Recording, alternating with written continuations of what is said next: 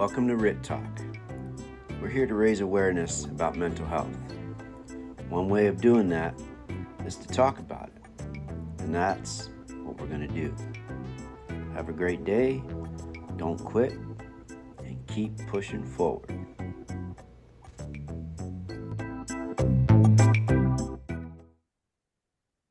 All right, today we're going to talk with Dusty. Go ahead and tell us a little bit about yourself. Yeah, I'm Dusty Fields. I'm the current fire chief for the City of Yuma Fire Department. I've been with the Yuma Fire Department not quite 29 years. Been in the fire service almost 30, let's see here. I can't count, like 32 years in the fire service. Started at Rural Metro in the early 90s, right out of high school, about a year out of high school. And started as a firefighter there and then got on with the Yuma Fire Department. And I worked my way up through the ranks to fire chief. Got appointed about a year ago. What brought you into the profession? What drew you into firefighting?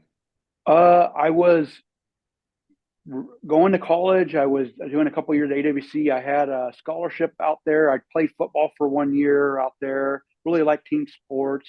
Thought I'd become a football coach at my high school. I thought I'd go back to Kofa where I went to high school, become a football coach. And I was looking at the pay and I was looking at just the curriculum and saw the fire service. My dad was a firefighter for the Yuma Fire Department. I never really thought about it as a kid. I always thought it was cool, but I just never thought it was me. And then started talking to my dad and he goes, "Hey, there's openings." And I put in for Rural Metro and I worked there for a little bit, and it took me several times, but I finally got on with the Yuma Fire Department. And it was really tough getting on the fire department. It would be several hundred applicants for a couple of positions every time we had an opening. Yeah.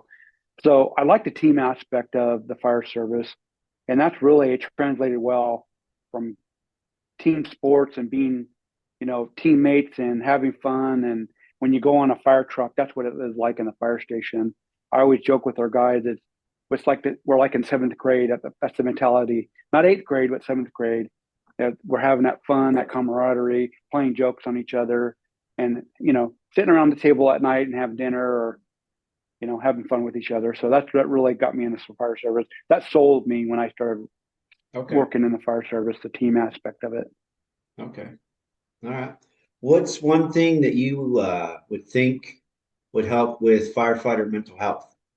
Help improve firefighter mental health?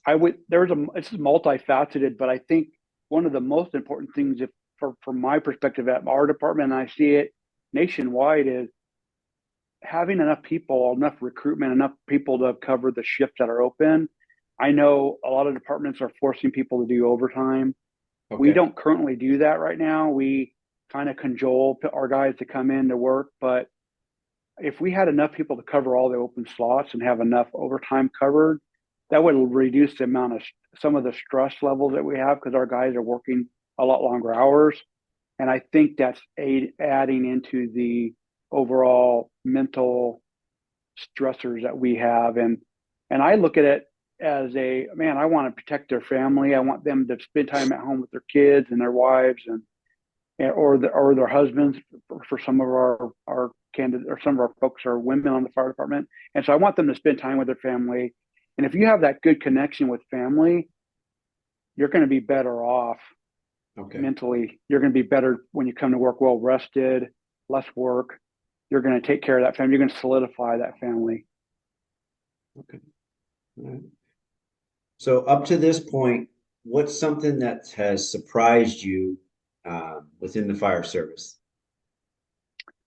I think one of the things that I noticed, that there's a lot of similarities throughout if you go into a fire station in Madison, Wisconsin, you'll know guys and you'll see their personality. You go, "Oh, that's like so and so, and that guy's like so and so," and they'll break bread with you.